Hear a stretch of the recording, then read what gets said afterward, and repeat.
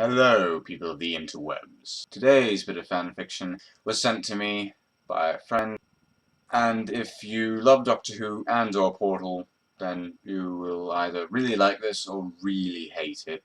So, I suggest that you make up your mind, which is going to be real quick because I'm about to get started. So today's fanfiction that was sent to me, it was from a DeviantArt, so I'm not quite sure if it was from that original DeviantArt, if they copied it from someone else, because it was just called Bad Fanfiction. So I think they may have stolen it from someone else, in which case I can't give the original author due credit. Not that they would want it, I would hope. But anyway, I got it from DeviantArt, and it was titled Bad Fanfiction 2. And here's chapter 1. Yeah, there's more than one chapter to this. So let's begin, shall we? Sweet mercy. A side note, for some reason the author has divided the story into two alternating, I don't know if they're settings or what. One is Sweet Mercy and the other one is Bumblebee. So I don't know if when it goes from Sweet Mercy to Bumblebee or vice versa, if it's meant to be a change in the scene or what. So if you're confused, don't worry, so am I. It's true what they say, that in space, nothing can hear you. Except maybe two little robot balls that fly past through the endless night, one of them with a yellow color and constantly yelling about how high love of everything space, and the other of a blue color, just looking around him in sadly. Oh why did I not be much nicer to her? Why I always tried to kill her all the time? The blue robot, aka Wheatley, was speaking to himself. What? Space, said the other spinning ball robot in Cahanston. You know, I means that girl from the labs. You remember her? I remember. Space! The yellow orb went flying around again and happy. We tathily sighted, knowing it was no use to try and get any sense out of the other obsessed robot. He would just have to speak to himself about his worries. Like, would the girl Weaver get free from the labs, or would the evil GLaDOS try to keep her inside for herself all the time, making her run her twisted tests like before? What a terrible! Wheatley wished with all his art that he could go back in time and stop himself from messing up the escape and turning into the monster that he had become after getting so much power, and then making her run all these tests for him. All he wanted was for her to together with him. When he really said that he was stuck in the body and couldn't leave with her, he couldn't face the idea of her leaving without him with her. So he made her stay, but then things went crazy. Well, he was the one who went crazy. Bumblebee. Oh, come on, the doctor was screaming at the Tardios console and banging in it with his rubber mallet that hung on one side of it. Martha entered the room as the ship shuddered and wobbled like crazy. What's going on? She asked as she graved onto the railing to keep herself on her feet, but the doctor didn't answer her, but just ignored her again. That guy's a jerk. As he ran around the console flipping switches and turning no's and such. We're being pulled down into the vortex by some sort of energy, he yelled as he explained what was happening finally. Martha watched as the screen flashed a lot of Gallifreyan symbols that she did not understand, and then suddenly the sound of the engines changed, but the ride became more calm a bit. Well, that sounds like better, said Martha, as she let go of the rail and walked over to the doctor. He had his glasses on, and his hair was a mess like he'd been electrocuted with a static shock. But it always looked that way. We're normal space now, but we're still being dragged into the pant, he said, turning the screen to his face to look outside of the time machine. Well, what planet is that, then? Asked Martha, trying to get a look at the screen too, but was not able to as the doctor turned it off and started fiddling with some more of the controls. Well, no, you don't know if I have anything to say about it. And then when he flipped the last switch, the TARDIS stopped moving and bumping. Now they were just glided peacefully through space. There, I jabbed the signal that was pulling us away. Now we'll just be floating. But I wonder what we just happened then, said the doctor. Martha was a little annoyed as she wanted to be exploring a planet right now, instead of floating in space, but she had to agree it was strange. Suddenly the ship gave a huge shake, and Martha and the doctor fell over, with the doctor landing on top of Martha. Off, they both said as they landed hard on the floor, and Martha almost had her breath knocked out of her. What just? We hit something, shouted the doctor, and he jumped up to the doors to see what they had just hit. Martha got up behind him to see too. Sweet mercy. Wheatley didn't know what had hit him. All he knew was that 1 minute he had been floating through space, and the next He had been blaked out because of getting hit in the eye by something big and blue. Oh! He said as he blacked out, and the next thing he knew he was waking up inside of some enormous room, with those two humans looking down at him with curiously. Huh, what? Where am I? He asked in a dreamy. He was still a little asleep with the injury. Chell, is that you? What's it saying? Asked the girl who was one standing behind the other one who was closer to him and wearing glasses that made him look like a doctor of some kind. He was also holding a blue-lighted stickle down to him. Sounds like he's asking about a girl named Chell, he said, and pocketed the stick again in his blue suit. Chell. And with that, Wheatley went unconscious again. Later, Wheatley opened his eyes and suddenly... Bird! Bird! Bird! Bird! He screamed. He looked around him in a little panic, but it was going down as he saw where he was and realized he had just had a bad dream. He was alone in a room that looked like a laboratory of some kind. He didn't know what was happening. Wasn't he supposed to be floating through space forever and ever to pay for his foolats? And where was Space Corps too?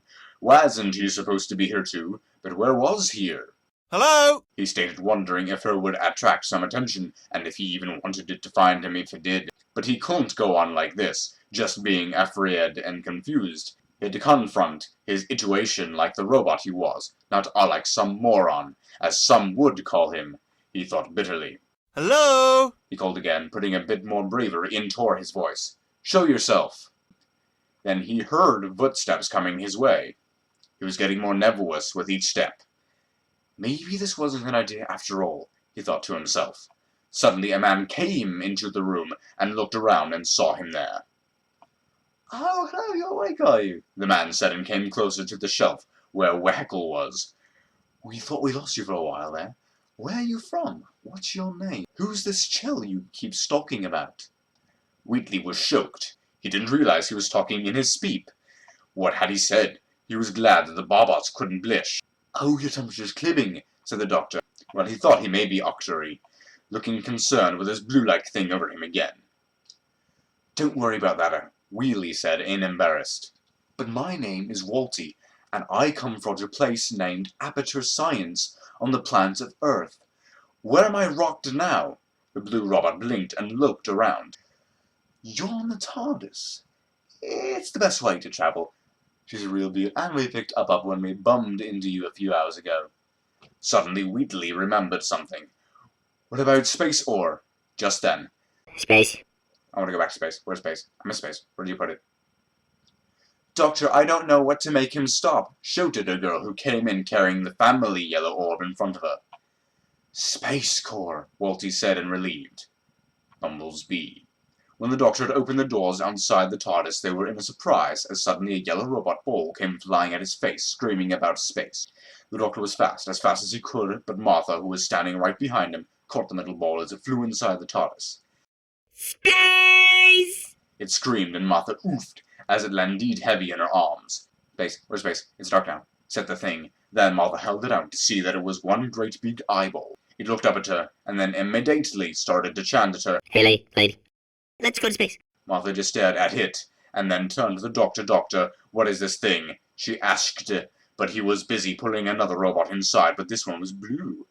Where am I? He asked, sounding a little like he was sleepy. Martha walked over to have a look at the robot. He looked up at her and said, Chell? And then seemed to fall asleep. Is he all right, Doctor? She asked the doctor, but he just pitted on his brainy specs and ran the sonic screwdriver over the ball robot. He's unconscious. I think we hit him pretty hard. I'm going to need to take him into the lab for some repairs, he said, and stood up, tucking the metal ball under his arm.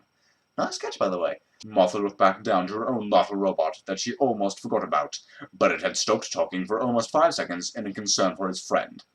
Is Billy going to be okay? We were in space, friends. Space together. He wasn't as good at space as me, but he was getting better. Will he be okay? Can we go back to space? Out of space. Space is the best. Out of space. Space Cops. Guilty. Go to space jail. The Timber Lord and the human stared at the yellow ball and all that he had just said. And finally the doctor said to it, Don't worry about I-thing. I'll have your friend up and running again in no time. Martha, can you look after this one while I work on this one? Martha didn't have a chance to agree or disagree because the doctor just turned round and walked out of the room. Martha sighed and sat down in the jump seat to try to see if she could get any sense out of the little one in her arms. So why were you and your friend just floating in space? She asked. The Space Core looked with a smile in his eye and said, well, first it was just me and Rick and the Fat Core stuck in a box together, and then the Potato got us out, sent us to a room where there was lots of fire, and a lady, and Well was trying to kill the lady, but she opened a portal on the moon, and went stuck through, but then Welly told me it was just a computer system he was plugged into that made him crazy, and he was really sorry, and I wish he could go back and say sorry to the lady. You know, you look just like the lady. I hope he gets to say sorry, but then I hope we can keep living. Space! And then he started just rambling about space some more. Martha sat in a silence as she thought what the Yellow Core had just said. The robot that the doctor was fixing had tried to kill someone, but he seemed to be over that now. Also, she looked at the lady he was trying to sorry to, but that was why he called it Chell, when he looked up at her. Also, what was the ball taking about when he said there was a potato talking them out of boxes? Finally, after some time, she was getting a little fed up with the constant screaming of the Core about space and had to go find the doctor.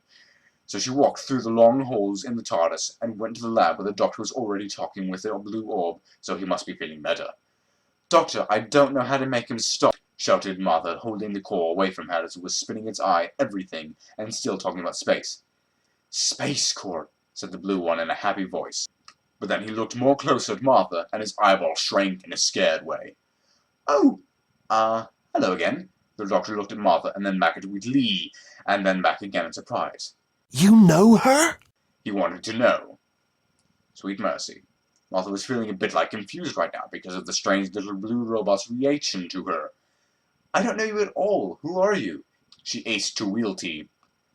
But you don't remember me. Wheatley sounded a little surprised, and maybe a bit relieved, but sad at the same time. No, I never saw you before today, of course. Hey, lady. Spackcore started up again from her elbow. Look, you two robots. Why do you think you know me already? Martha was getting a bit tired. Look, the doctor spoke. I don't think we're getting anywhere with all the yielding going on. Let's just ask one questino at a time and see what happens then. Chell, I just want to say that I'm sorry for what I did your Beck in the Enrightenment Center. Wheatley burst out with a wide eye. Martha and the doctor just stared. What did you just call me, Chell? Martha asked in a big confusion. Of course, Chell, because I remember you if you don't remember me. Now Wheatley wondered just how long he's been floating out at Iron Place, if nobody even remembered him now. It sure felt like forever, but it couldn't really be that long, could it? Wheatley continued blubbing on.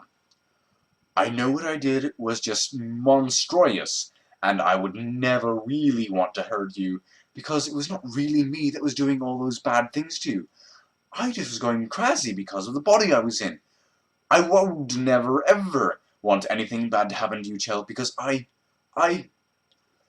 Your temperature's rising again, aided the doctor with looking at him and holding hand to his eyelid. I know, Space Core suddenly spoke up. It's because he loves you, Chell. Space. And the Clytel yellow eyeball started to wiggle with happy. What? Martha dropped the yellow in surprise. Space Core just bounced a little and rolled to the side, a sturdy little fellow. This isn't Chell, I'm afraid, said the doctor, Wheatley. This is Martha Johns, but you might just look like your Chell. Do you really love her, this Chell? The doctor stroked his chin with thought. Yes, I love Chell with all my whole heart. I only wish I could know if she's safe, or if she ever got away from the evils GLaDOS who trapped her there, and me too. Man alive, if she needs me to escape and I need to apologize for what I did when I wasn't me, like that in there. If Robot Eyeballs could cry, he would have been making a big buttle while saying that. That settles it then. The doctor stowed up and picked up Wheatley. We're going to go to rescue. Welty couldn't believe his ears. This was a dream come true. Bumbles B. Meanwhile, the grapple of people and robots on the time machine were getting ready to save Wheatley's friend. There was someone who was not so happy at them. They watched from the monitor in their dark room and frowned a deep scowl when the doctor said they were going on rescue. He stabbed a button on his table with the picture on the screen went frozen. Then he turned to the other person in the room who was wearing a dark hood and you couldn't see his face.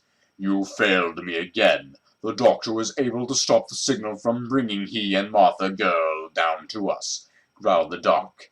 The other man just smirked and said, Oh no, this makes it so much easier, don't you see? They're coming for the Chell woman from the all-aperture Psi laboratories. All we need to do is find this woman, and use her as the bat, and the Doctor and Martha Jones will be right in our hands. The dark figure in the chair nodded his head with the good plan. All right, you have to find that woman, and bring her here for the plan. But the man in the hood only smiled in ways that showed some of his teeth were sharper than normal people's. I already know where she is, he said, and then a door in the back of the room opened, and the two guards walked in, with a woman who was trying to fight them being held by the both of them. Get your hand off of me, she yelled, and tried to kick one of them with her long fall boots. The man in the chair only laughed a deep sound. My, she's a fisty one, isn't she? He smirked. Take her down to the cells where she can wait to learn some manners. The guards kept walking, and the woman, who was Chell, kept fighting and yelling. Now, said the man, now the trap is ready, and the Doctor and Martha will not get away. So that's chapter 1. I think there's 4 chapters. If you want me to read all 4 of them, just let me know, and I'll make a sort of mini-series out of this one. If not, then I'll just move on to something else. I think Wheatley's name was actually spelled correctly maybe twice in the whole thing. I'm a huge fan of Portal. It's about the only video game that I actually really get into, aside from Myst, of course. And of course, I really love Doctor Who. So this is not off to a good start.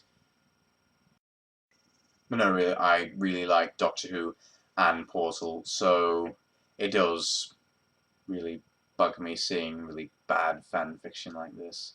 I don't know what to make of it, and the author just refuses to spell anyone's name correctly. But at the same time, I have always kind of thought it'd be interesting to see, Doctor Who and Portal in the same universe interacting or something somehow. I have mixed feelings as to what I should think about this author. I don't know. Farmer Bean, you're a fairly calm, I would think, reasonable sort of person. I mean, you own your own international farming business. What do you think we should do with this author?